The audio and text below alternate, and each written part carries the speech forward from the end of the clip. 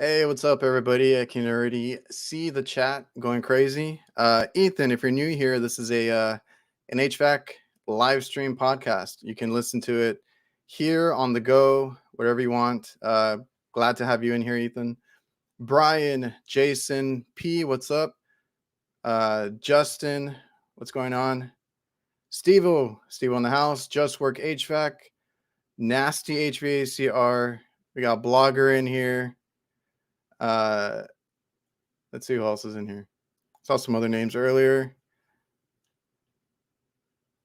Jason Johnson. There you go. All right. I appreciate everybody for coming out. Welcome to the Reliable HVACR live stream and podcast. You can watch live here and join the chat, or you can watch the replay afterwards. You can also listen on the go. This is available on all podcast platforms. And welcome. So today we have a very special episode. We're going to do, and we kind of did this one time with the Tactical Award Show before, that was going on. And we're going to have 3 special guests today. They all happen to do a little bit of everything, right? The HVAC side, the kitchen side, fixing hot side and cold side. So I have a great admiration for these guys that do everything, a little bit of everything. So please welcome, we got Pat Finley, we got Jason Latimer, and we got Rich Ortega. Welcome, guys. What are you laughing at, man? I felt the love. I felt the love on Ortega. There you go, man. I love it. So how y'all doing? Y'all good week, bad week? Okay week? So far. So. It sucked when I realized it was only Tuesday today. We'll put it that way. It's a long week when you're already thinking about that on a Tuesday. Yes, it is. The longest week of my life is on a Monday morning. One day I was like, "Is it Friday yet?" And that week lasted like 3 weeks in one, man. So oh man, I refuse to say that ever again. You can't think about it that way, right? It'll be a long week. It was terrible. All right, guys. So I brought you all here today together. I love what you guys do over on Pat's channel. The Commercial Kitchen Chronicle. If you guys want to see these guys, after this show, if you want to see more from them, go ahead and check out Pat Finley's channel, Commercial Kitchen Chronicles. You can follow all these guys on their social media platforms. I'll leave all the links in the description. And they have their own thing that they do where they talk about, or they want to bring awareness to the kitchen side, the hot side, right? Because I know there's plenty of guys picking up, the content creation and everything on the HVAC side, the refrigeration side. But like you said, I've heard you say you want to bring awareness to the hot side. Not too many people post about that. I know it's like you guys, I know Curious HVAC, Bill does it, and a few other guys, but there's not really a whole bunch out there. So I appreciate you guys all coming here tonight, and we can talk about all that stuff. Sweet. Thanks for having me, man. Yeah, thanks for having us. Yeah, appreciate being here. Yeah. So I will say this: Commercial Kitchen Chronicles is more than just me now. It's us 3. Dusty's in there. We're just trying to do our thing, and we've got a good group of guys together, and I think we're going to do some cool stuff in the future.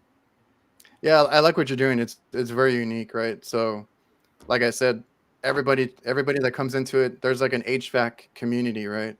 And I appreciate what you do because our company does both. We do hot and cold side. Now, I'm not as good as you guys, or as diverse, I guess. I only stick to HVAC. I specialize in this refrigeration side. My dad is the one that runs the hot side, and like I always tell people, he's the best at what he does. I feel like I'm the best at what I do, at least in my area. And we tackle that on as a company. But you each guys do that individually. You do hot and cold. Is there anything else? Do you guys do anything else? Jason, I know you have this whole facilities maintenance. So yeah, I do everything. I do beverage, hot side, cold side. Oh, that's right. I was going to ask you about the whole beverage. I do full facilities. It's what I'm going to school for, but it's for the most part, it's just maintenance, but you're taking care of the whole building, whether it's inside, outside, hot, cold, irrigation, things like that, solar, lighting, everything. Yeah, there's a whole other side to this business, and I've told people, or that people that ask me that want to get into the trade, I'm like, yeah, it's good business, right? Everybody needs air conditioning and refrigeration, but there's that a whole other, because I like and I might be biased because our company does it. I like the whole idea of being able to do everything in that kitchen or everything in that building, and Yes. you kind of have more job security that way. And you know, that's just my 2 cents on that. No, Yeah. that's a good point, because people, they'd prefer not to have several vendors in their building, and they know if you're on site that you're going to take care of everything. And personally, I like being a tech that can do it all, just because, I think it looks better when the customer doesn't have to place 2 service calls to the company because, one guy's a cold side tech, one guy's a hot side tech. Again, there's nothing wrong with that, but I like to be able to walk into place and be like, okay, what you got? Yep, I can take care of all of that. We're good. Yeah, that sounds good. It's that was going to be one of my points too. Is like that's kind of why my dad started our company as a hot side only company, right? He used to work for this other company that was a commercial kitchen type of company, and that's what they worked on. Fryers, grills, all that stuff. Warranty work for them, installations, you name it. And then that's what he knew. He started this business based on that. But then that's what he was thinking. Like you said, Rich, I don't want other companies, and this is from a competition uh, view, right? I don't want them to call other companies to come in here, and then what if that company does everything, right? Then they're gonna be like, oh, we could take a look at that grill for you. We could take a look at whatever it is. And he was like, no, I need to expand. So then he put that on me, right?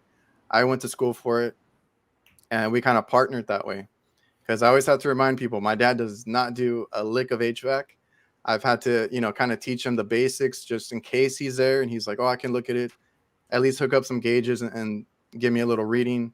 That way I can tell him, oh, check your filter, check your airflow, clean the coil or something like that until I get out there. So that's how we tackle it. So like your point, Rich, is like you rather have the convenience, and I think that's every customer. They rather have the convenience of having one company or one tech be there and knock out everything. Oh yeah, I love going in. Say if I don't get a call on a fryer, I see their ice machine's down, the cooler's down. I'm like, hey, I can take a look at that. Well, we've already called somebody else. Well, I'm here.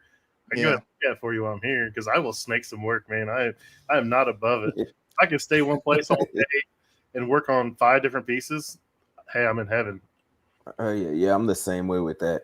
And one of my other things too, I mean, because like Adrian, you said like a competition standpoint, and obviously like I don't feel like I'm in competition with my coworkers or anything like that, but there's very few coworkers that I'm okay with them going into the accounts that I regularly service, because if not, it's going to fall on me to clean it back up.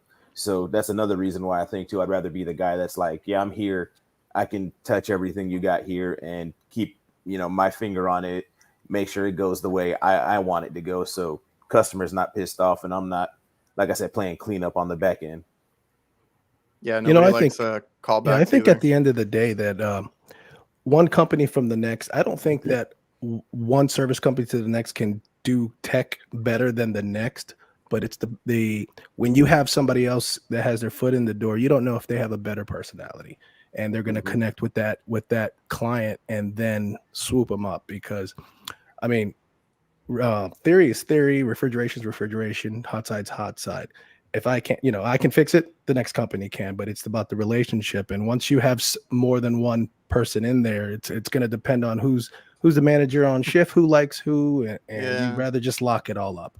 And that too, that's why so much of my content is on customer service and interacting with people and whatnot, because exactly what you just said. Even though there's a shortage of good techs, every company out there has techs that can do stuff. Or if both companies equally suck, they're still going to go with the person that they connect with better. You know what I mean? Yeah, man, exactly. So like, and now that I've been doing this for a while, and I kind of see it more from the business side and that customer relationship, I get what you're talking about. But like we actually have a lot of companies down here that specialize on one side or one or the other. And I think that hurts them, right? It's like, I tell people, because they ask me about like getting into the trades, and I'm like, yeah, it's a good trade to be in. I specifically the whole kitchen thing, because that gets you into hospitals, that gets you into schools, that gets you into restaurants. Like right now, I'm picking up a bunch of like nursing homes. You know, everything nowadays has a commercial kitchen, right? They got to feed people left and right. Refrigeration. They have HVAC equipment. They have cooking equipment. Like it's like endless work, really. So even though I don't practice it myself, I do need to get into the kitchen side. I used to be like a helper for my dad, and I did, you know, change out parts here and there, check a few things. But I once I got into refrigeration, I really gravitated to that part, and I really enjoy what I do. I don't miss all the greasy, uh, you know, equipment and getting all that stuff all over me. I don't know how you guys, you know, deal with that, but I've been there, I've done that. But I do want to get back into the kitchen side. It is intriguing to me, because then you can be there, like you said, Pat, be there all day just working on this equipment, then go on to the next one, and then you have a whole day's worth of work there. Yeah, I mean, I've worked on hand dryers in bathrooms, man, at restaurants. If it's broke, dude, I'll be like, hey, we can do that, you know? Yeah, we have guys that like me and my brother are HVAC. We specialize in that part. My dad specializes in the cooking equipment. We have had other guys that do a little bit of both. Now they might not be, you know, the best at either one, but they bring tremendous value, because I can just send them out, right, and they can be like, I'll take a look at whatever it is, even if it's just to, you know, get us by for a few hours if I can't make it, or whatever. If they get stuck, then I'll go.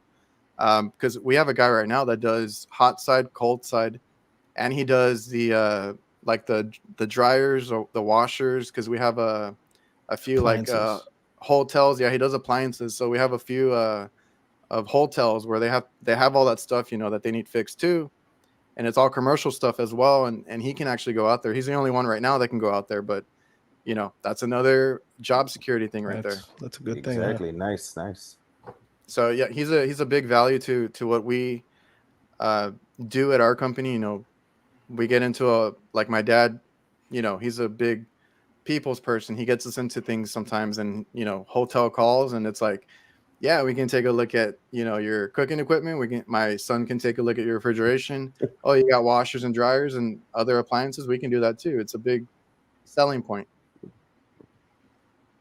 Yeah, the possibilities are endless in a kitchen, or, you know, hotel or school or nursing home.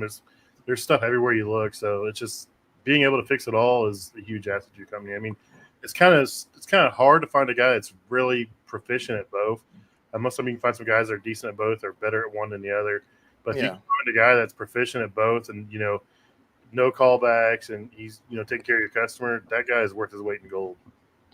Yeah, it's been a big help. So like what I was saying is that companies down here also specialize in one, and that's what my dad didn't want didn't want to happen to us. So I see plenty of companies that just advertise as AC only or refrigeration only. And granted, you know, I can tell who sticks around, and you know, who is successful. But it's just us, and honestly, like a handful of other companies that actually do everything. So, you know, those are the companies that do better or do well, because anything that comes along, you know, they can be like, oh, I take care of everything. So I don't know. It's just I might sound biased, but I really do value that if you do both sides, or more than just what you can specialize in, you know, you bring a lot of value there.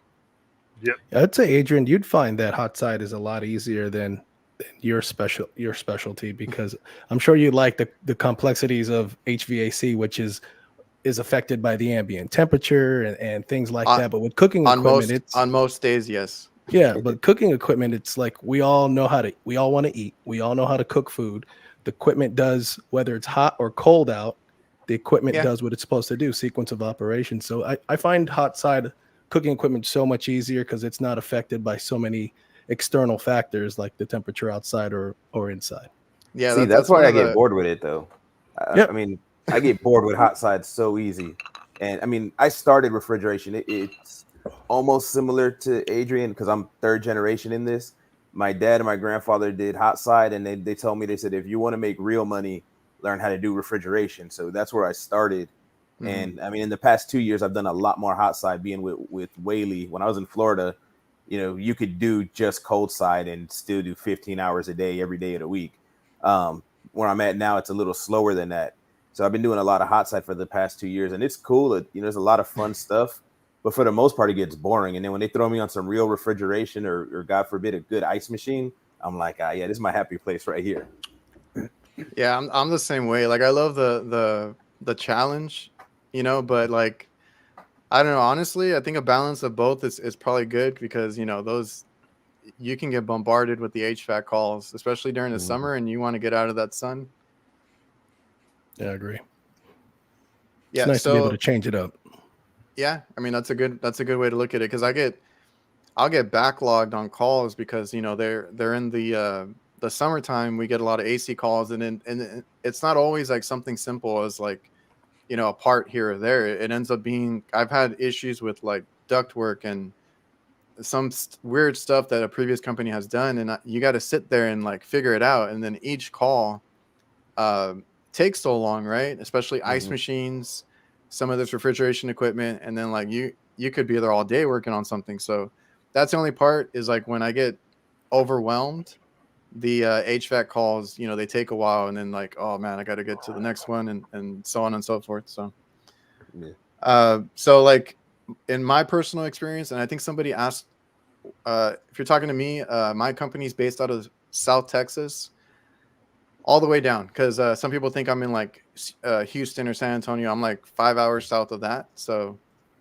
if you guys were wondering about that, but when I got into the trade, I obviously have to get experience first to get my contractor's license. I do have my contractor's license, and then the guy that I got it from or that signed off for me was a residential guy. Now I don't do residential. I mean, I rode with him, it was cool to kind of see that or whatever, but I needed to do commercial refrigeration. Now I had to learn a lot as I went because I didn't have a senior tech. My dad didn't do HVAC. So a lot of mistakes were made, learning on the job. Experience is king when you are trying to learn this field. And there was a couple of guys that I could lean on, that I could call, that my dad knew from his previous job and all that. So I had some guys that, show me some tips and tricks here and there. But for the most part, I learned on my own. How did you guys get into doing both hot and cold? And like, how did you learn what you know? I don't know if any of you guys went to school or anything. So I was an electrician for 6 years. And my dad worked for a company, and they got bought out, and he didn't want to be a part of the big conglomerate. I didn't want to be an electrician anymore because I have ADHD, and I was doing apartments, and it was the same thing every single day. It drove me up the wall. So I started doing hot side, and I did hot side for 3 years. The training I got for hot side was I rode in a van with a guy for like 2.5 weeks. My uniforms came in, and he was like, "Oh, send him out on his own. He's got it."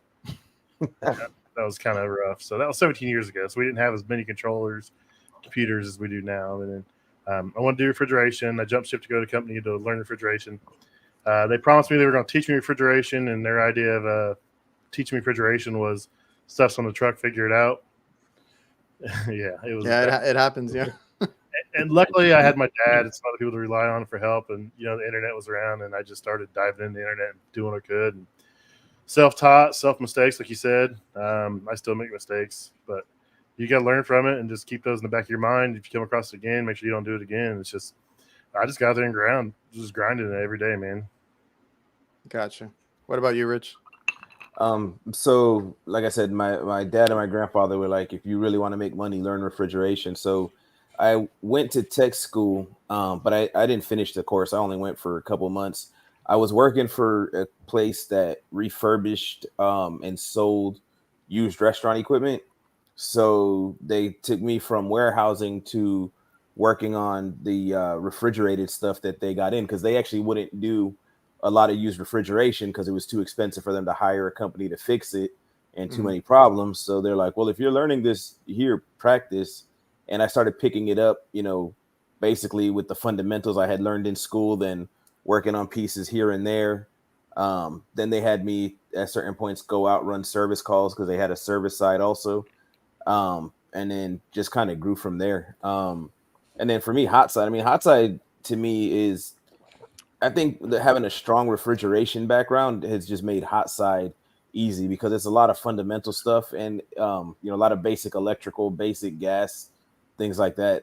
I actually tell people when they're like, "What if I want to get into your industry, and I want to go to tech school? What do I need to study?" I say, if it's me, I say study HVAC because you get enough of the fundamentals of everything that's dealt with in the kitchen between learning the fundamentals of HVAC and then riding around for a little bit, you'll be pretty solid. Well, that was about it. I was able to, I was fortunate. I met a lot of guys like in supply houses and stuff that would, I'd be talking with them and they'd give me their phone numbers. And, as I ran into more complicated stuff when I was first starting out, I could call them and have them walk me through and grow, which is also why I'm always telling people, hey, if you're in a jam, you got my social media, reach out to me. Yeah.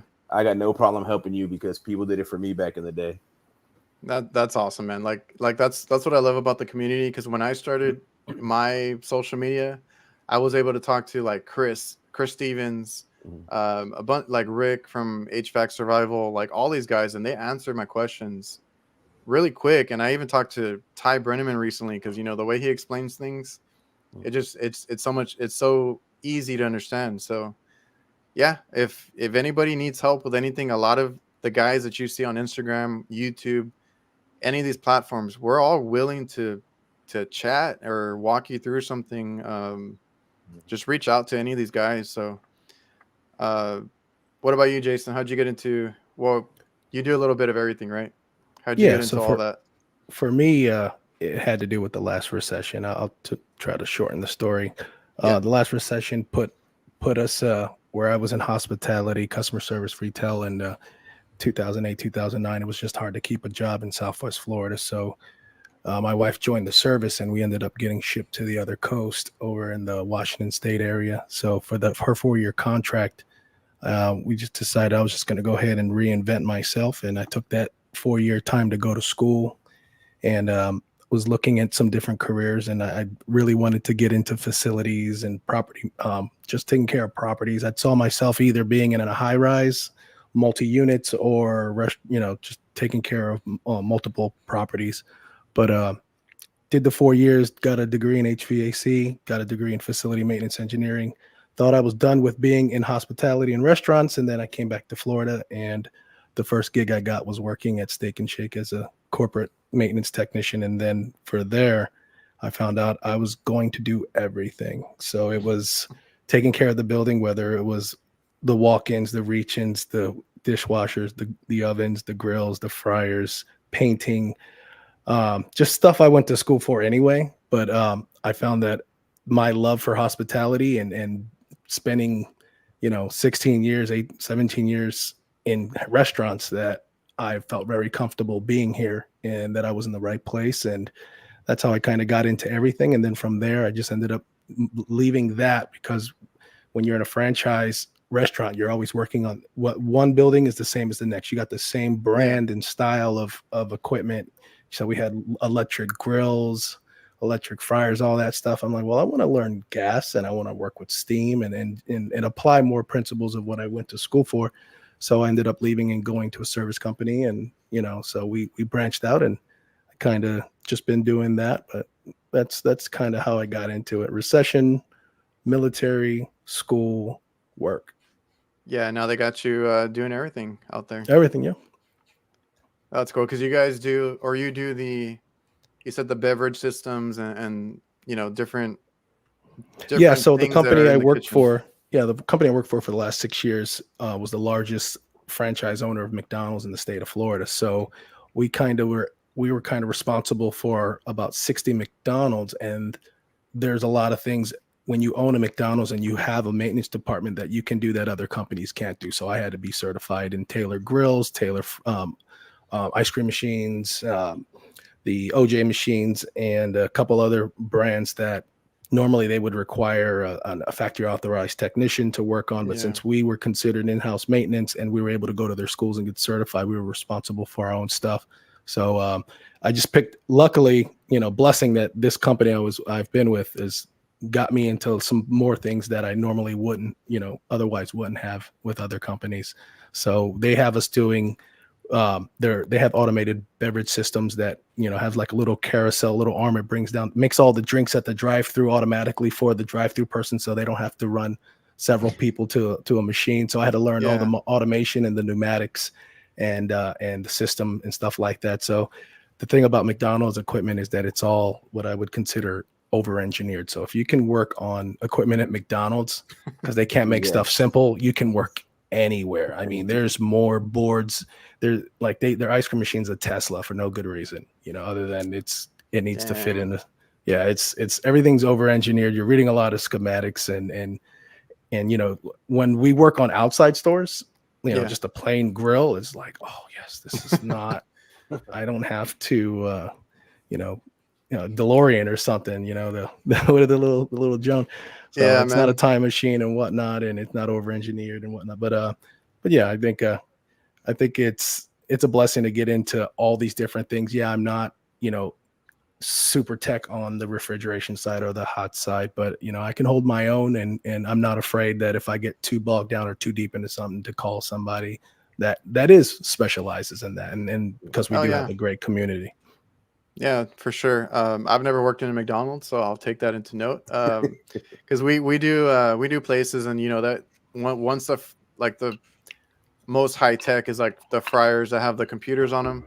A lot of people get confused with them down here. My dad, you know, is pretty like he'll go there in a few minutes, he figures it out, whatever. He already knows like what to look for, and it's actually gotten us a whole bunch of work that we almost want to turn away because it's like 4 hours out, 5 hours out. And the thing is they don't have, they always tell us, and I just ran into I was working with a project manager today that wants me to take care of, or both of us, you know, take care of his kitchens and stuff.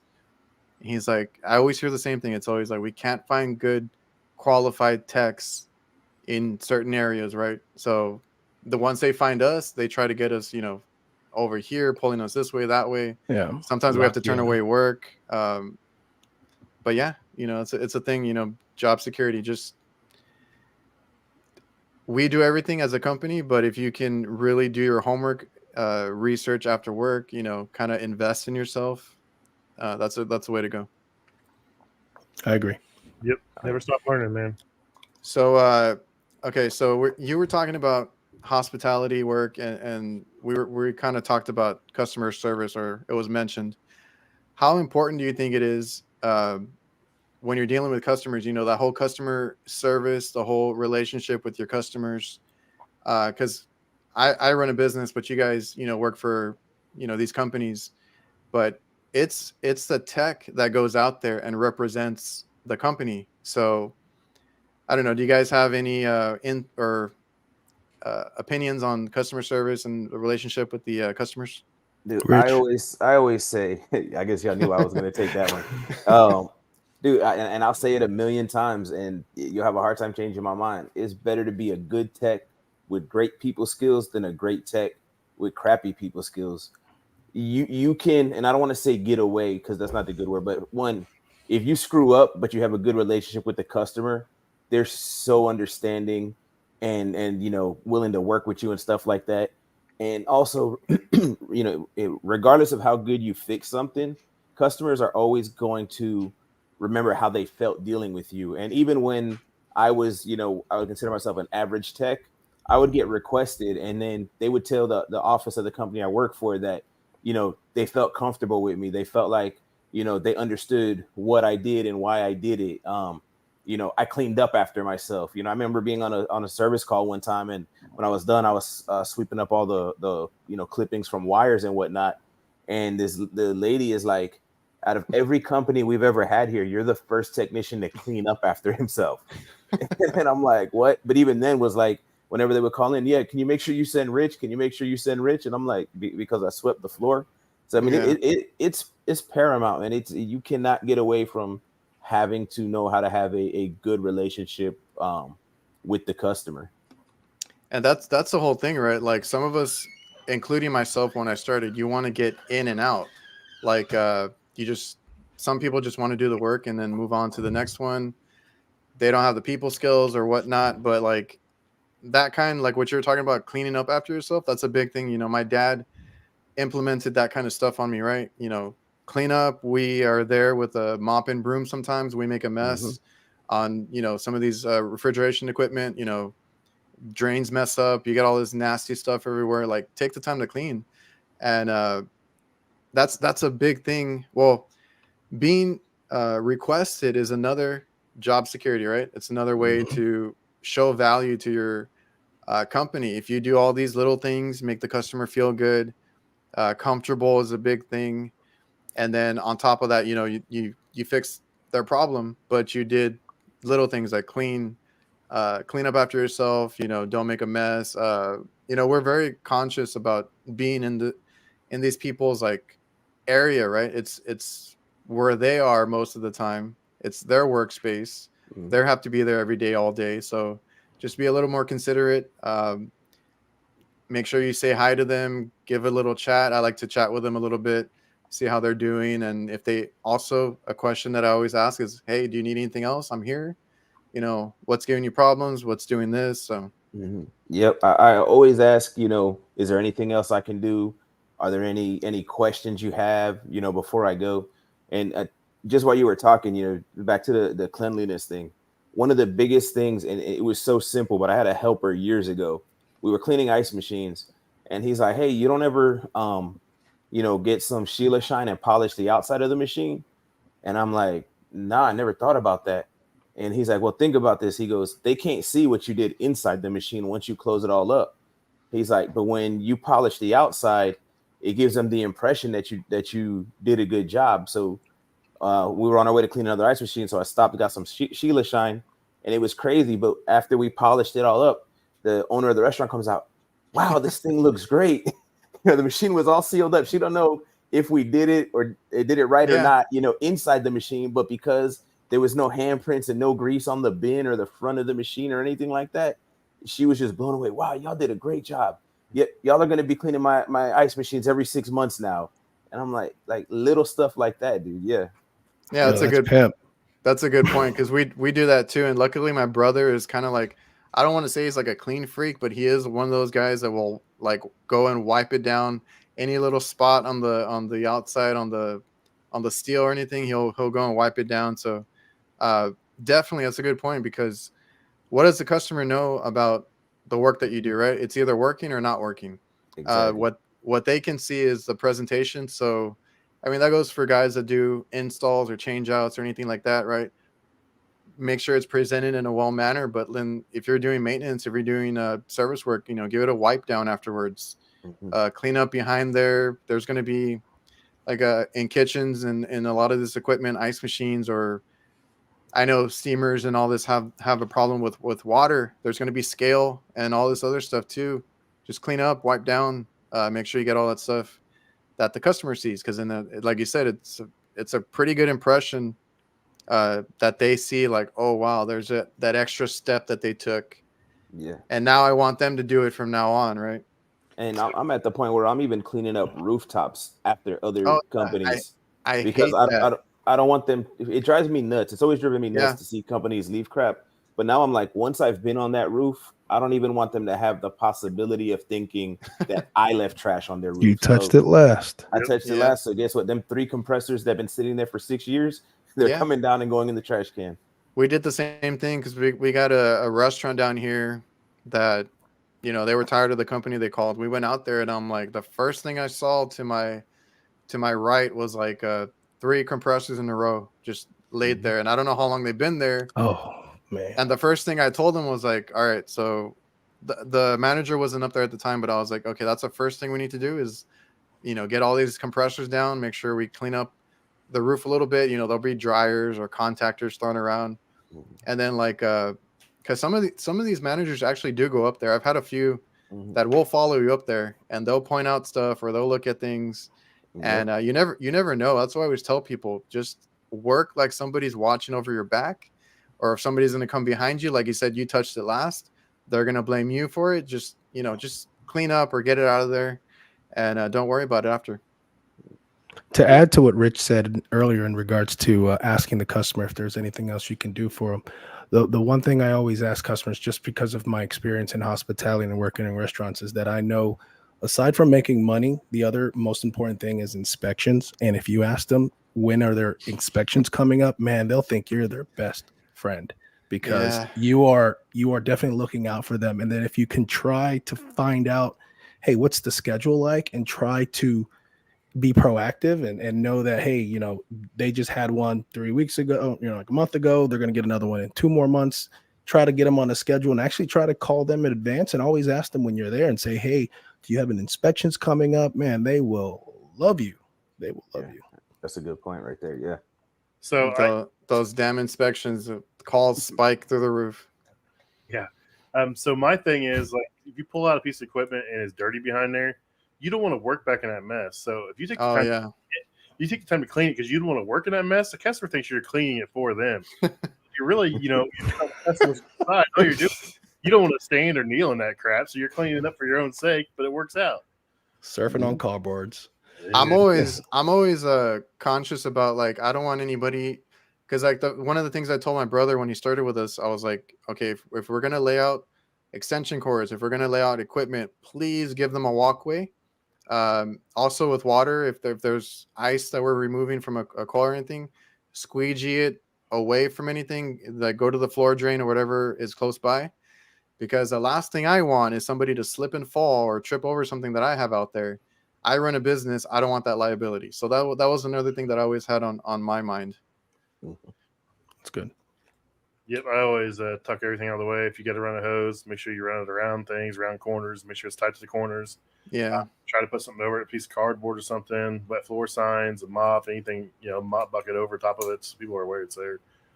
Yeah, just watch out for yourself, because those guys cooking or whatever, whatever place they're working in, they're just, sometimes they get busy and they're just running 100 miles per hour trying to, keep up. And the last thing you want is, for them to fall and blame you for it. If you've never seen a busy restaurant at 6:30 on a Friday night, you guys have no idea what we're talking about, man. It is chaos. Those guys can't move more than 2 feet, and they are screaming, yelling, throwing stuff. I mean, it's amazing how these guys work.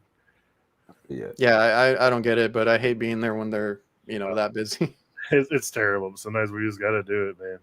Because some people ask me about it, right? Because I used to work. I work more on the roof now than I did before. I used to be in a lot of tight kitchens, these big restaurants, fancy restaurants. The kitchens are tight as hell, and you're there working under equipment sometimes, and you got to get used to people stepping over you, stepping around you. Like it's you got to get comfortable being like that. So, and I think, I don't know, Jason, you mentioned the cardboard. Cardboard is your best friend when you work in kitchens as well. I go straight to the back and I go grab it out of the bin and I lay it down. Mm-hmm. Yeah, I get to it.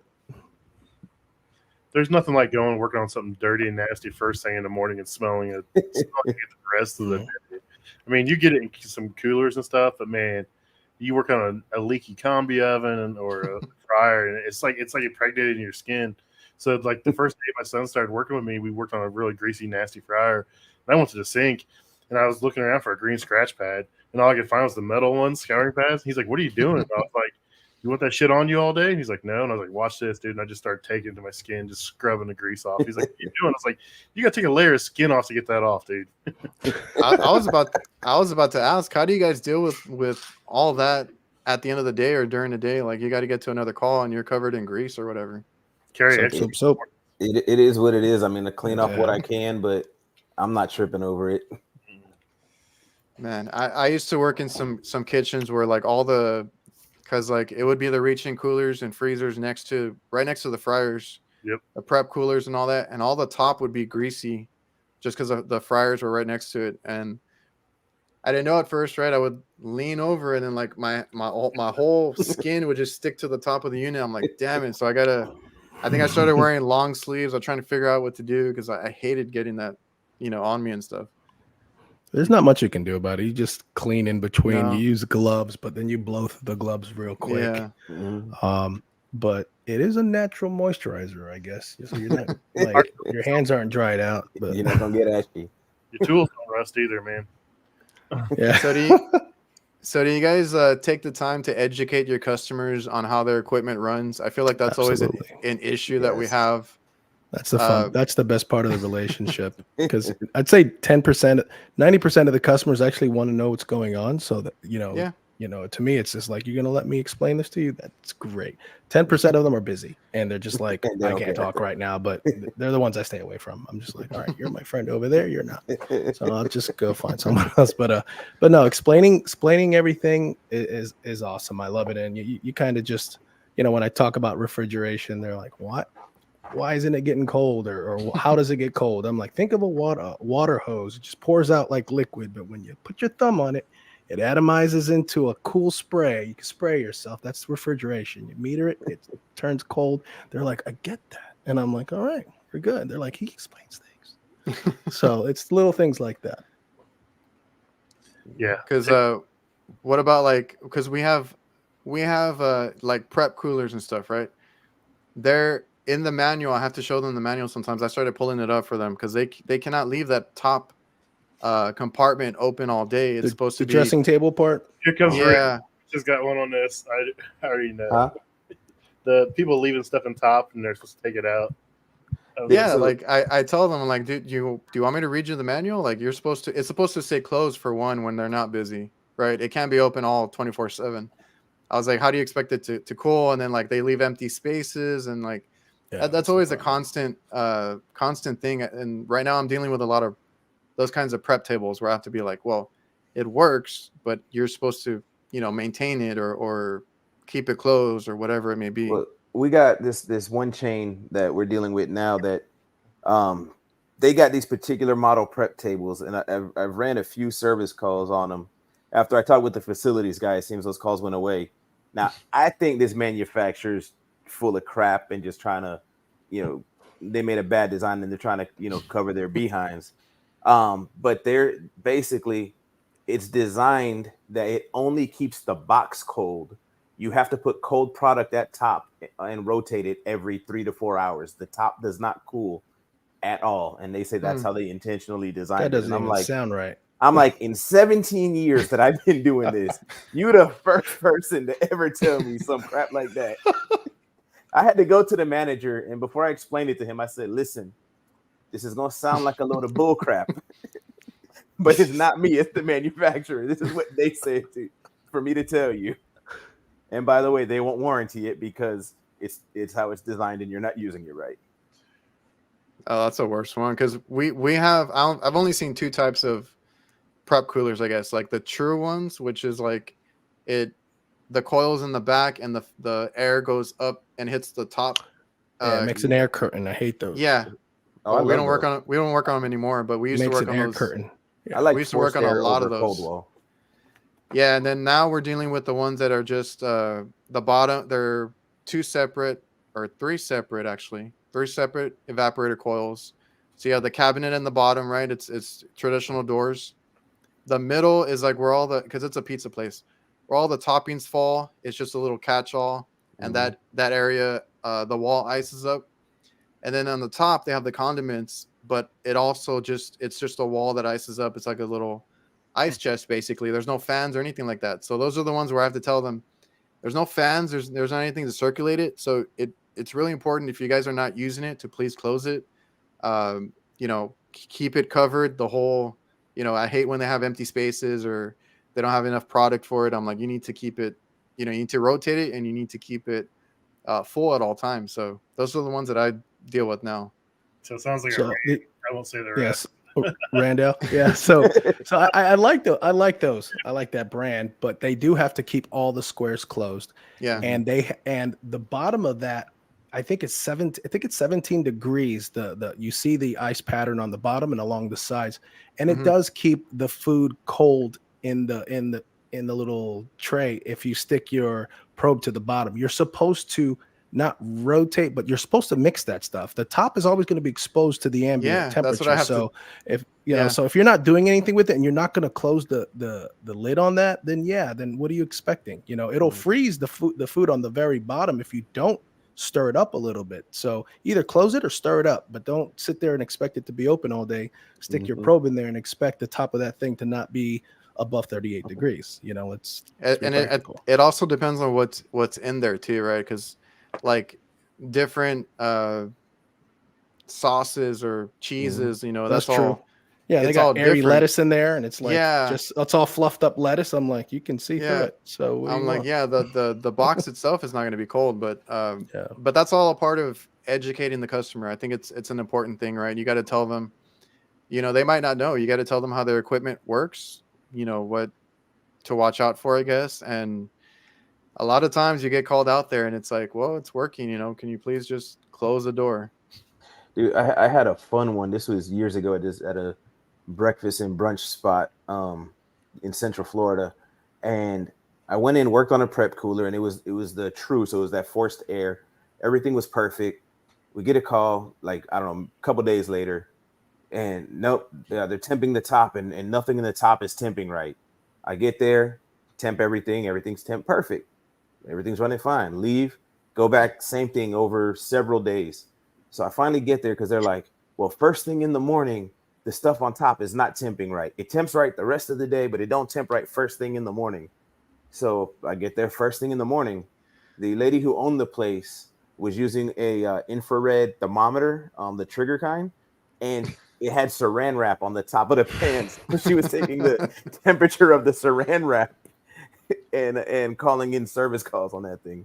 I had to explain that to her, and she was like, "No, that can't be." So I took my probe and I stuck it through the saran wrap into the food, and it all temped perfectly. And she was like, "Oh, okay, my bad." Dude, Jack in the Box, when they came to Indianapolis, they thought they were going to temp their fryers with those. I'm like, no, it doesn't work that way, guys. You can't temp oil with an infrared thermometer.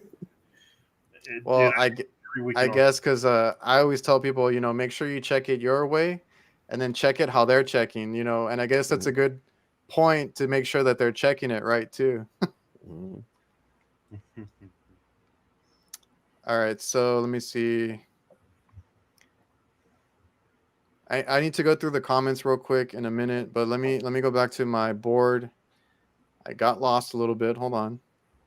Okay, educating customers, and you know, a lot of those like dumb calls can be prevented, like Rich had to deal with. Um, Also the walk-ins, you know, the walk-in doors stay open. I've had that before.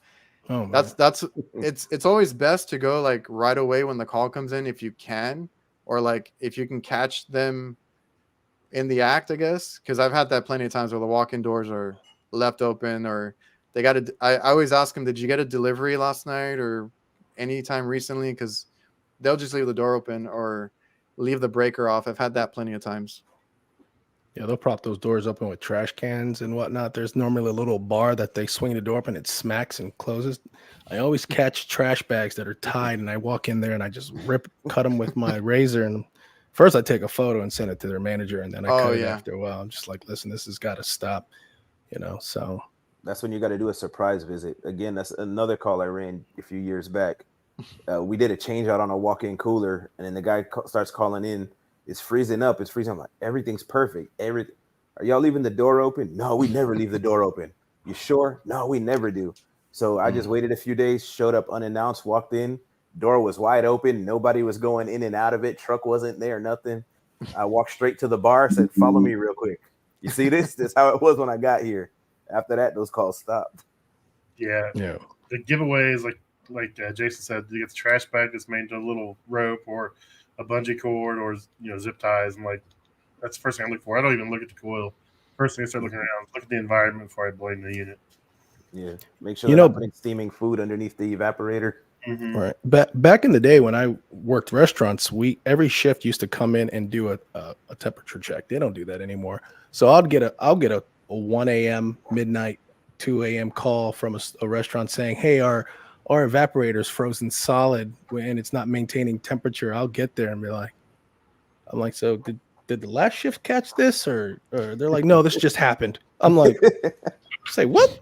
Like it takes at least 2 days for this to happen. So that means you guys have had the door open or whatnot, whatever's going on. It's no one's checking the temperature and keeping up with it. So I hate getting phone calls, you know, getting called out at midnight for a frozen evaporator because it's been neglected for days. Especially when it's ice. It's not even frost. It's straight ice. Yeah, it's solid. When that frost turns solid and clear, you're like, dude, this has been like this for days. You guys are full of shit. Yeah, we can tell. We can tell it's either frost. Okay, might have just happened that day or something. But if it's real thick ice, I get really annoyed. Yeah, very. All right. So as far as like customer service, back on that point, I've also told people to. I mean, you never know what people might end up being. People get promotions. Stuff like that. We take it. We make it a point, right? We talk to everybody there, and there's a few reasons why you might want to be talking to like a cook or somebody there that works in the back, right?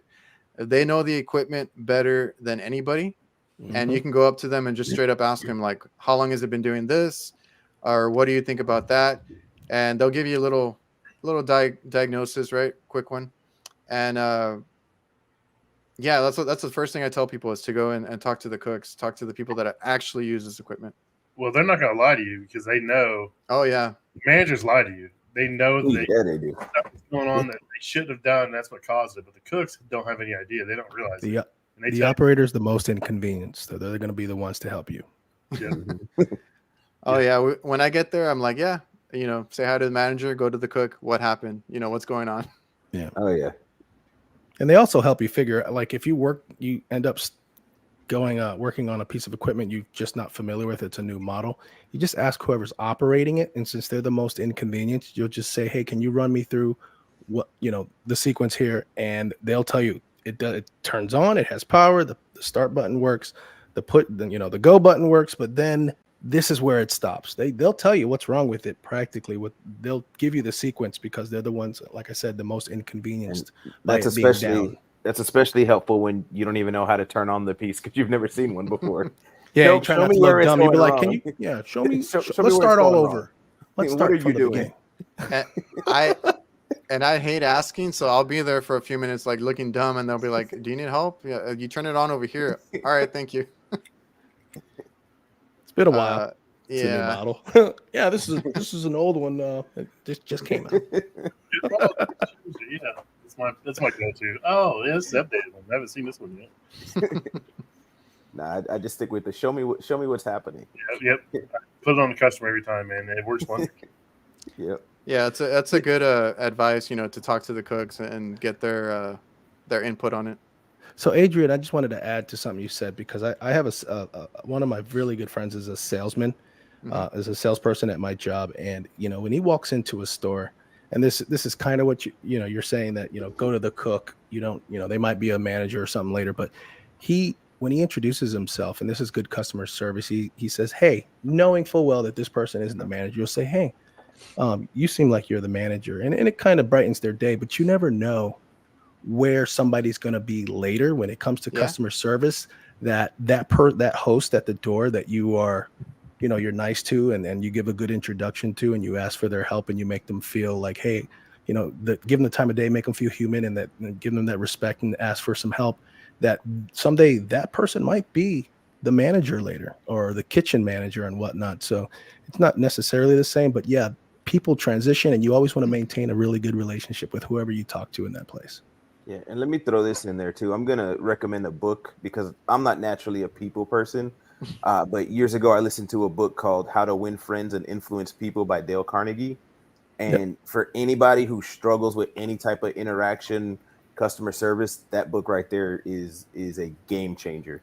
They've sent me to places, and like I'm naturally a confrontational person, and I've been sent to places with confrontational managers to diffuse the manager. And it's all because of stuff that I learned in that book, where in the past I'd be like, screw me, screw you, you know what I mean? But I'm like, I learned stuff in this book that I've had managers, like we had a Denny's one time, and the guy would call at the weirdest times. As one manager, he'd call like 4 a.m, leaving these yelling, screaming voicemails and this and that and the other. And he was nasty to the technicians that walked in. So they had sent me over there. And one of the main points in that book is like, people don't really care about you. They care about themselves, and they want you to care about them.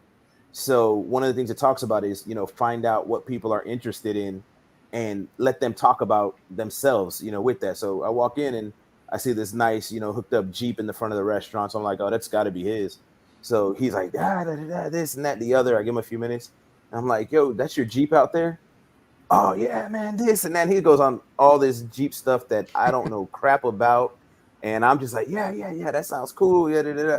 Next thing you know, he stopped with all them crazy voicemails, and then again started requesting me, hey man, send Rich. I like when he comes, and I'm like, dang, I need to tone that stuff down a little bit, but yeah, no, that book is a game changer for anybody who struggles with relating to customers or customer service and stuff. Yep. Yeah, that's like Ryan over here. He says he actually gets along with the difficult managers. I don't know. How do you guys deal with, difficult customers, managers, things like that? Empathize. I smile and understand. Try to figure out why they're mad. I mean, something's broke. You're there. It's an inconvenience. They can't operate normally. They have staffing issues or whatever. Try to figure out why they're upset and then what you can do to fix it. Whether you fix the equipment or anything else you can do to help them. Just try to put yourself in their shoes, and it goes a long way. Now, don't take crap from a manager that's going to cuss at you, Right. belittle you and stuff. I learned that a long time ago. Don't take anything from them, but don't give anything back either, because that's what they want. They want that confrontation so they can use it against you. So if you have a manager that's belittling you or cussing at you, the best thing you do, if you can take it for a minute, try to do your job. If you can't, just calmly pack your tools up and just leave. Don't say a word. Just leave. And when they see you leave, they will change their tone 100%. It'll be 180 degrees, and they will be your best friend. So don't put up with it, but don't give it back, man, because they want it. They want you to act a fool so they can call in and, this guy said this to me, this guy did this. Don't do it.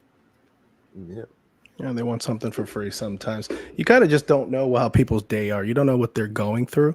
And, for me, being that I worked in restaurants, one, you want to find out what they need. Don't blow smoke up their ass. Just get to the problem at hand, take care of them, and then create that relationship. I always, just what Rich was just mentioning about, making them feel human and trying to understand who they are, give them a little bit of time, and things will smooth out.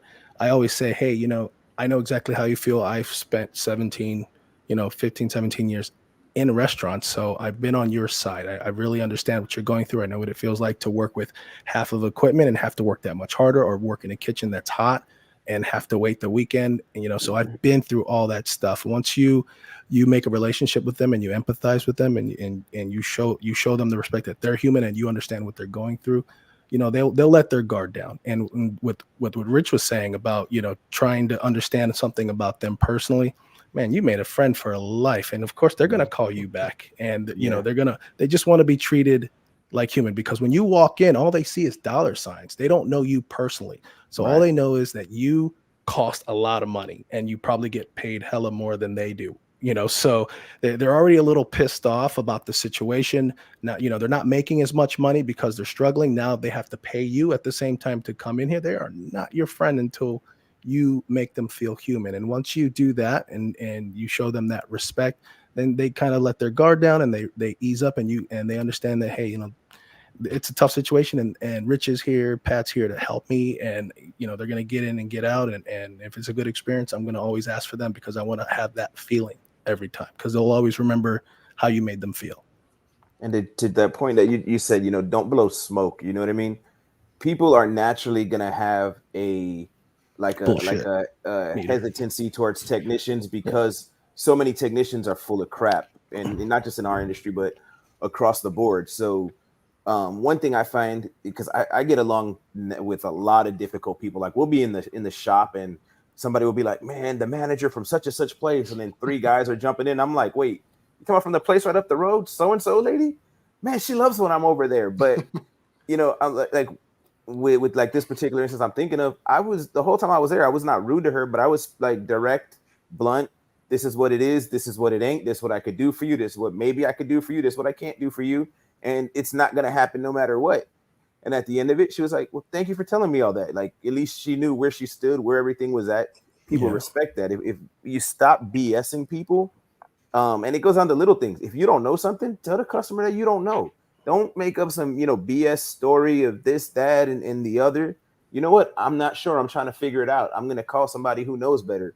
When you start being more transparent with people, it takes a lot of their guard down, because again, especially if they don't know you, or if your company has a bad reputation, they're expecting you to take advantage of them in some way, shape, or form. When they know you're not going to do that, most difficult people will put their guard down. A lot of that confrontation is just a defense mechanism. They want when you walk in the door to know that you're not going to pull anything on them.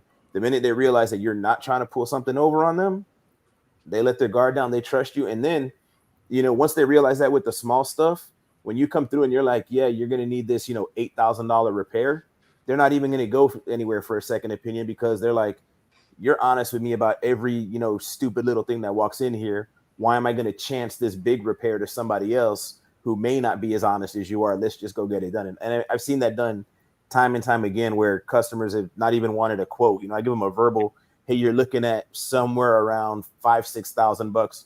Okay, cool. When can you do it? And that's it, because they've gained so much trust. But me, people trusting me is because I'm very blunt. I mean, the way y'all see me on social media is the way I am in real life. There's no pulling punches, no nothing. I had a place with a pasta cooker, and she calls it an emergency call on her pasta cooker. She can't get it to light. She just wasn't doing it right. She asked me, she goes, and this is the kitchen manager. She's like, hey, so was the problem that I just don't know what I'm doing? I looked at her, I said, that's exactly the problem, but you're good to go now. And she was like, cool, thank you. Thank you for the honesty. I'm one of the few techs she lets in her place. Yo, I just want to say to what's up to Tito Vlogs. What's up, man? We got the OG in the house. Yeah, to your point, man, like my dad I had to learn that from my dad. He gets along with everybody, and we have some people that are like just straight up like, their personalities might come off rude or whatever it may be, but that's just how they interact with people, right? You also got to learn your customers. You got to learn, how they act and how they respond, how they communicate, all that good stuff. Because there's customers, managers that are out there, and they'll be cussing, swearing like sailors, and that's just how they are. My dad takes it, kind of reads the room, reads the energy, and tries to do it in a professional manner. But he'll start joking with them, like you said, Rich, like something that has to do with them, right? Specifically, personally. And then that sparks a conversation, and then they kind of drop their guard, and they're like, oh, they start chatting with you.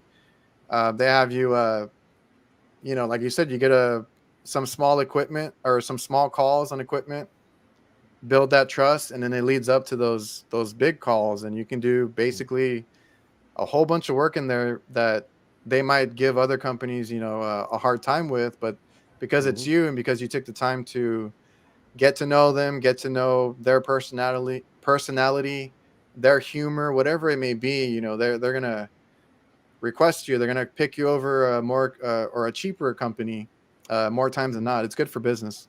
Oh, yeah. Yeah, I've gone into school cafeterias and fixed things for the ladies, and then I've worked and fixed a reach-in behind the bar at a POW, VA play. One of the veterans bars where everyone's just drinking and shooting the shit. You got to know your audience. VFW, yeah, the VFW. So I've been in different places. You just got to know your audience. You always got you have multiple friends that come from different lives. You talk to them all different. Yeah. You just got to talk to people you got to meet people where they are. I think that's the most fun part of the job is interactions with different people. I mean, some people you can cut up and joke with right away, and some people they're downright serious. And it's just learning how to read the people and interact with them is the biggest part of the job. Oh yeah, 100%. They all need something from you. You just got to figure out how you need to serve it up. Yeah. Where was I? Oh yeah, you and Jason, you had that point, which was what I was trying to get into. Was you never know what people might end up doing later on in life, right? They get promotions, they move from one company to another, as far as like the cooks, the managers, and whatnot. Us being, going in there and being nice to everybody, right? That's a whole customer service. That should be the whole experience for any company that goes into any place of business, is be friendly to everybody, get to know some of them, introduce yourself, make them all feel, welcome or important, however you want to look at it. Because there's been plenty of times that we get calls, and it just happened again recently where, this cook, here at some restaurant ends up being a manager at a different location Mhm. or another place of business. And he's like, oh, I remember these guys that took care of us over here. They treated me really well or whatever. They did really good work. I want them at my location. That has happened to us so many times. It's like, you know, they call us and we get there and I'm like, man, you look familiar. And they're like, yeah, I used to be the cook over here or whatever it may be. And that is something I try to tell people too, is like, you go in there, you never know what they may be, you know, talk to them, Mhm. treat them with respect, Yeah. let So them know Pat what's can going on with their equipment and all that. Yeah, Pat's spoken to that a few times in some instances in his towns where from one end to the other, he's businesses brought him over. You can speak to that, Pat, right?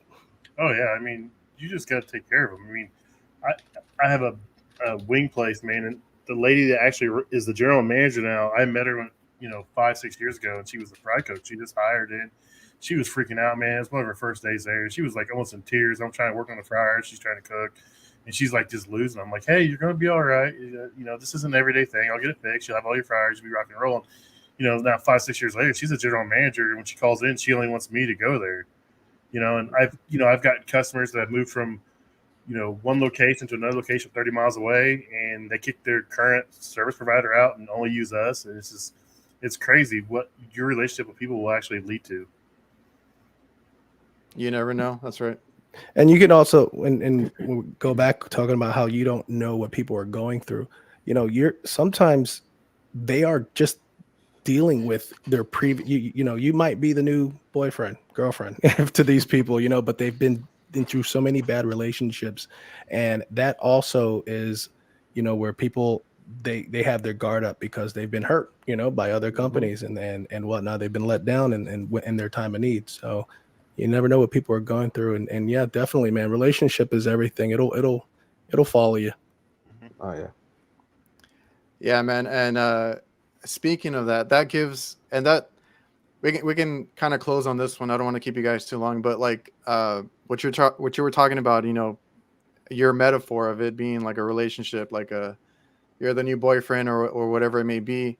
Um, the some companies kind of ruin it for the rest of us, right? Mhm. They go in there and they're trying to make a quick buck. They take advantage of some of these customers, restaurants, whatever place of business you're doing work at, and then they call you because they're tired of that company, but then they look at you a little different, right? They're like, they don't want to get screwed over again, basically. So they're going to be like, Traumatized.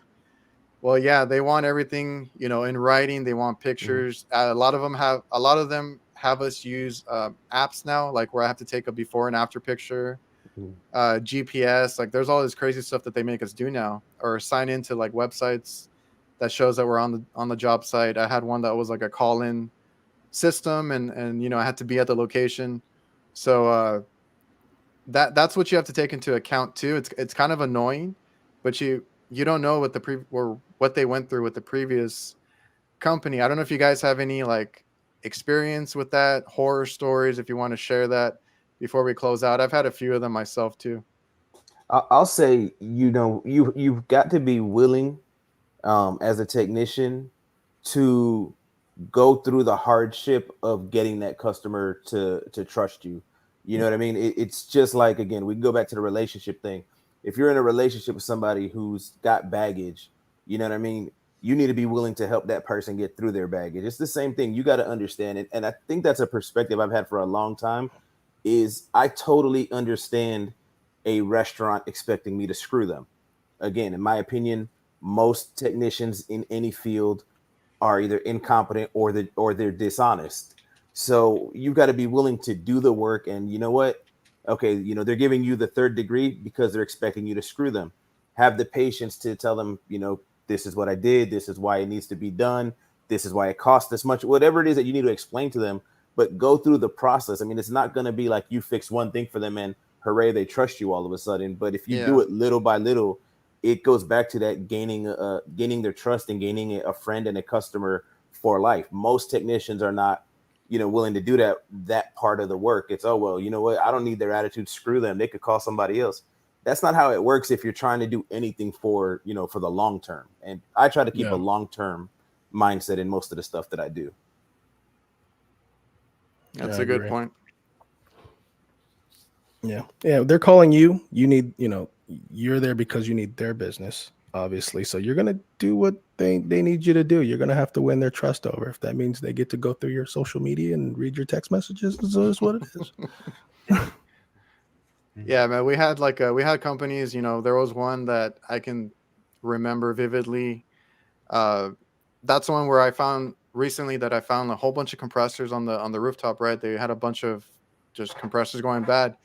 Everything was bypassed up there, so pressure switches, even the boards and stuff. It took me Oh a, God. a good while because these were Linux units to like figure out what the hell they did and put it all back together. They had one that I don't know why the compressor was bypassed, but not the blower motor.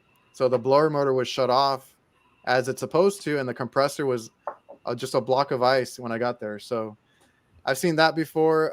They also were asking me if it was normal to be uh, paying for refrigerant every month because they would go and top it off every month, and they were paying for it and this and that. So you know, some of these companies, they're trying to get that fast cash and take advantage, and that's what sucks. And I don't know if you guys have had any of those type of situations happen where the customer tells you like this company did this, or they ask you your opinion because they were told something by another company I think that's everyone's all the time. experience. Too many of them, dude. Too many. Yeah, that's a shame, man.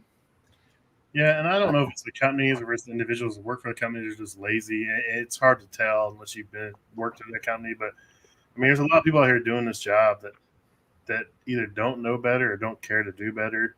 And it just shines a bad light on the industry as a whole. I mean, but every industry is the same way. You have your good apples, your bad apples. Yeah, I think the smaller the company, I'm not sure how many technicians, employees you have, Adrian, but with bigger companies, and I don't work at a big company, but I'd say this has to be true for every company, unless you're a small company and you're hiring, firing, and operating based on your mission, vision, and values. That there's always somebody who's skating under the radar, who's doing what they want to do, and is just not. They make it look bad for the company. It's those people who take the shortcuts who can ruin it for an amazing company who has a bunch of super techs, but there's more business than technicians, and if you don't realize it quick enough, you're sending warm bodies here and there, and they're the ones who ruin it for a lot of companies. There's I think in most companies there's a majority of them are probably great technicians technically and customer service wise, but what ruins it for I think every company that breaks that camel's back is that technician that just does a crappy job. And I think it's indicative of not holding people accountable, but that comes from leadership from Mhm. top down. And you know what, as a technician, all the other technician knows who's the callback king and who's cutting corners, and leadership needs to listen to all the technicians. I don't care if you have to do an anonymous survey, but you're going to lose business, and it's almost always going to be based on that low man on the totem pole or the weakest link. So Say that a not to little go. louder. Just saying. Just Yeah, saying. you're only as strong as your weakest link. Yeah, Yeah, but you got to stop enabling them. Yeah, yeah. that's a whole other show, Adrian. Yeah, I'm trying not to get into too much because I feel like we could do a whole other show Oh, we could talk. with these other topics. Yeah. Um, so I'm gonna go through the chat real quick. If you guys need to dip out, just let me know. I know some of you guys. I know Jason. It's past his bedtime right now, so we're trying to keep him on here. So I told you I get up at 4 a.m. every day. Let me explain that. My wife and I go to the gym at 5 a.m. every single morning, Monday through Dang. Friday. That's our thing. So I get up at 4:30, and despite the fact that I'm drinking, I'm still get up with her because that's what we do. Oh, Nice. that's a good cause right there. That's awesome. She awake? Yeah, I'm just kidding. Happy wife, happy life. Of course. I had a couple of questions from some guys on Instagram. What chemical product do you guys prefer to use? Like, there was a discussion that I had on Instagram. It was like, the products. I use the Viper products, the refrigeration technologies. I've always preferred those. I know HVAC Ash does like their promotion now. Like she works for them now, and she's been trying to do this whole awareness on reading the labels because they tend to be a lot safer to work around or be around food and that was always a big thing for me. I don't know if you guys go either way with the products, or you just use what's convenient. I love Viper, and I started carrying the Venom packs. I actually, because they're technically not an item that we carry where I work, but I turned Yeah. in all the other stuff they had on my truck. Was like, take this out of my inventory. Went to United, been buying the Venom packs, and for me, I've always loved Viper. I think they make great products, and when it comes to coil cleaning, I mean, maybe there's better stuff, but in my experience, they've been pretty much the best. And if you use those Venom packs, they're so easy to carry on the truck and store Yeah. versus having multiple, gallon bottles. And depending on the dilution, they make, I think, anywhere from 3 to 9 gallons, per bag or something crazy like that. They last forever, man. It's a no-brainer, dude. You're paying almost the same amount for a Venom pack as you are a gallon of mix, and it lasts forever. You can put like 10 Venom packs in like a milk crate instead of 4 Exactly. gallons. And I mean, this thing's, when they first came out, I was the guy up on our KFC building roof. Like, I used it to clean the coils. Like, let's see what happens. I chucked that thing like 30 feet off the roof, dude.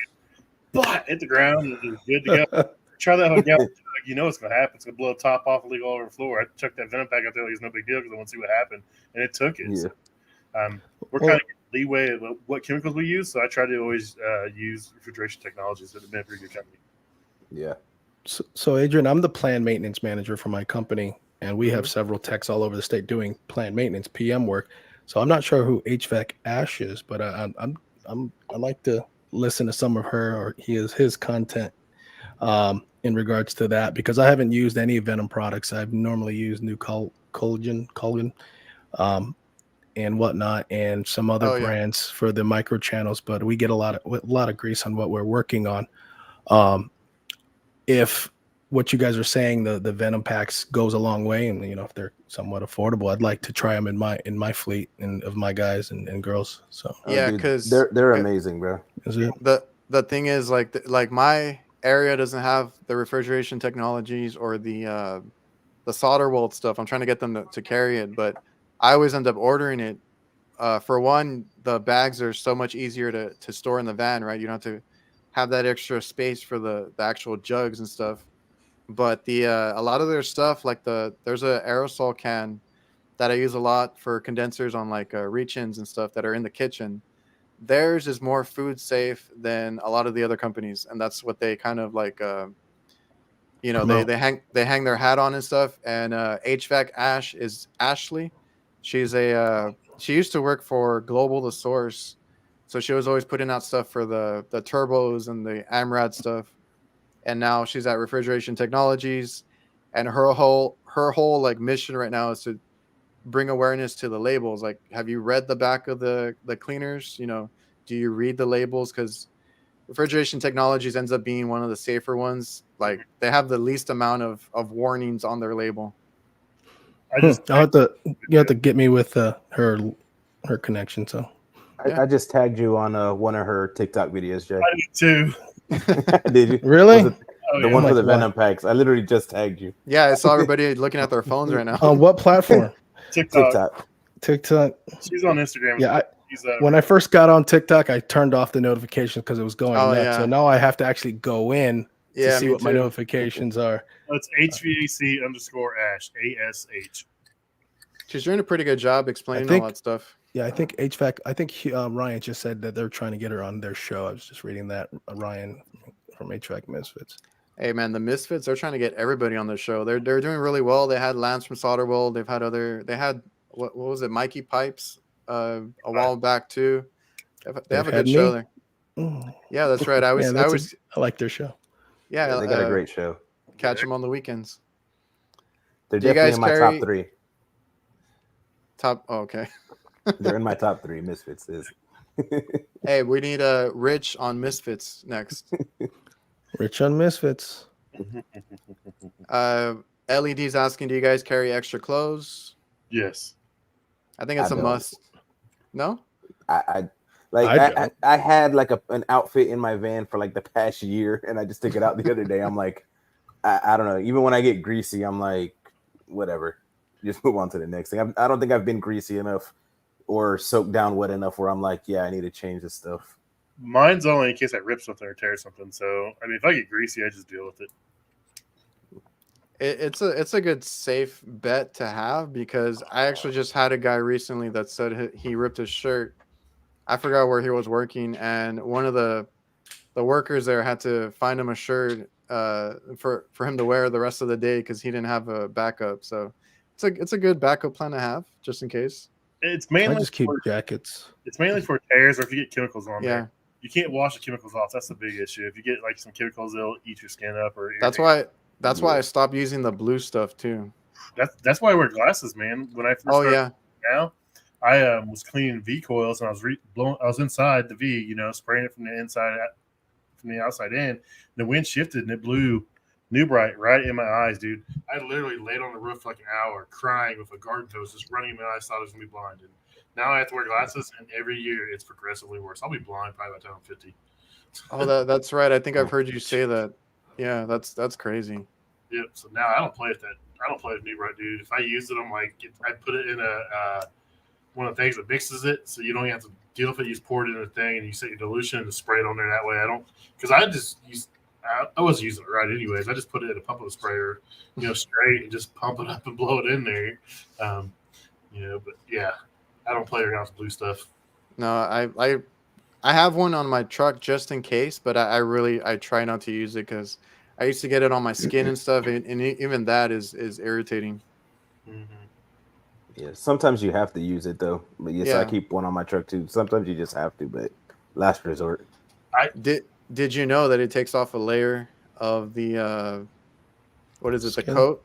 Yeah, on the unit. And according to HVAC Ash, you're supposed to go back in there with a clear coat of See, their products. That part I never knew about the coating, but I knew it took a layer off, but I didn't know you're supposed to recoat it after the fact until I seen one of her videos a month ago or so.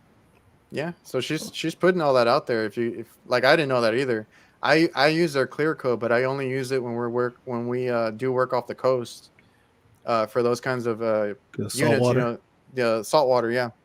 So I've used that product before, but I didn't think about it. I mean, again, I don't use a blue brightener anymore, but if you do use it, they want you to recoat it, apparently.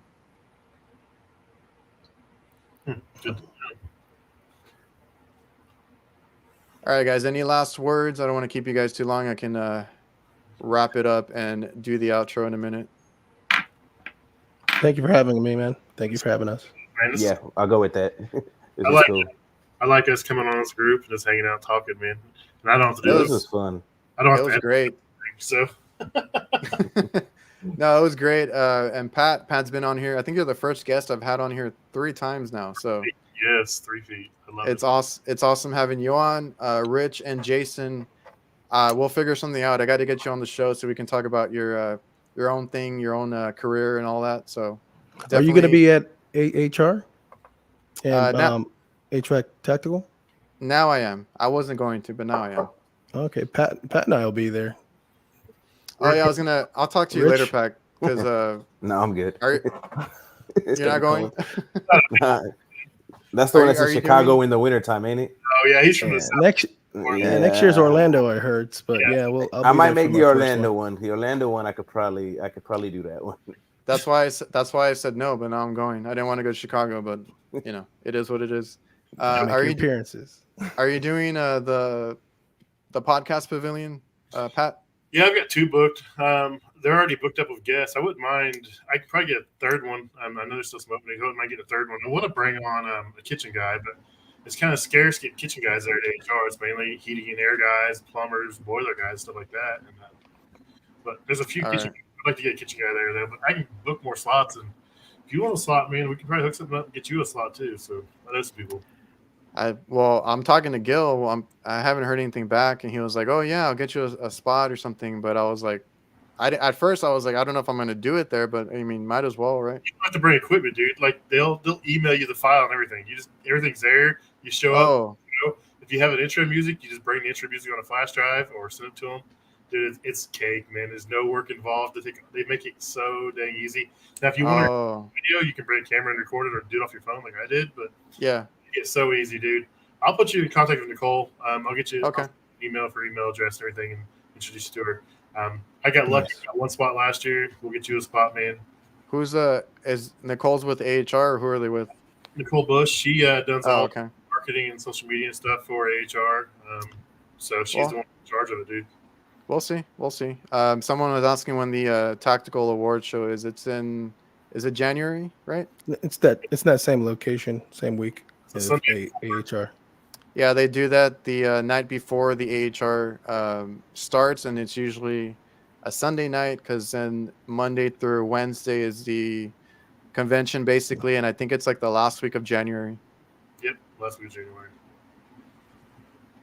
All right, guys. Well, I appreciate you all coming in. If I miss any questions, we'll get to it on the next show. It was a blast talking to you guys. You know, I appreciate you guys for making the late night appearance here. I know I'm keeping you guys up late, or some of you, all of you, right? The older ones. All right, guys. I'm gonna cue the outro. I appreciate everybody for tuning in the comments. I appreciate all the questions that came through. Oh, and I forgot, Brian. I appreciate that super chat. He thought I was gonna be late, but I was not today. I know I usually am. I know, but I made it on time today. So take that, Brian. And if you guys need to dip out, there's gonna be an outro. It's like a minute long, or no, what is it? 50 seconds long. If you guys need to dip, that's fine. I got to wait for it to end, and I'll be here after. All right. See you guys. All right, ciao. See you.